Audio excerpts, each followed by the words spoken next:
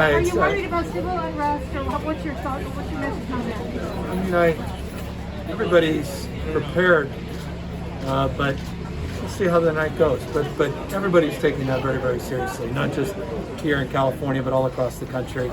And I can assure you, we're taking it very seriously at all levels.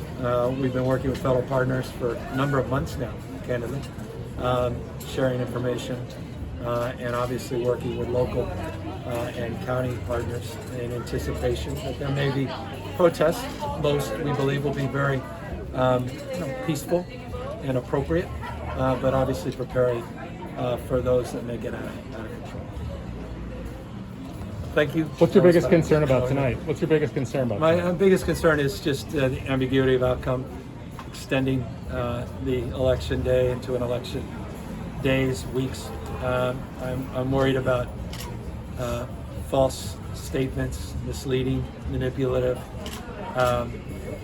assaults on process, counting ballots, and making sure that everybody is being respected in that process and every vote is being tallied. And so that's my biggest concern. I think it's the biggest concern we all have in this country. Do you think it makes sense to send everybody a ballot every election, given how this has gone so far? It's working in other states that have been doing that for some time, including some neighboring states, Utah, red states, not just blue states, some of the northern states in the Pacific Northwest. I'm open to that. I mean, the bottom line is we want more opportunity, more choice. We want more people to exercise their voice.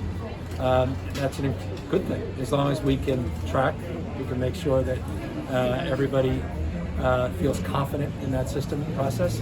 But we've been doing that for years and years locally. We've seen more and more focus on absentee ballots, more mail-in ballots, other states doing mail only, but providing traditional alternative in-person voting I also think is a wonderful thing. And so we're trying to balance both those things.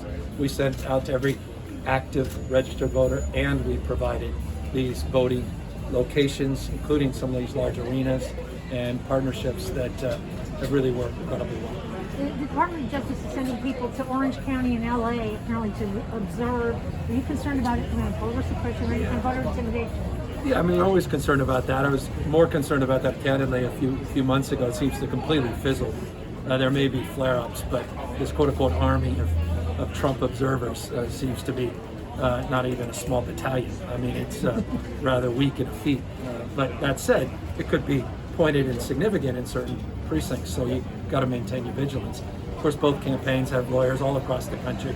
That's a big part of modern campaigns today, having observers out there, making sure everything's done above board. So that's something one should expect. But I, look, at least as I stand here talking to you, we're not necessarily observing those issues as much as some had anticipated, even with the early voting a few months ago.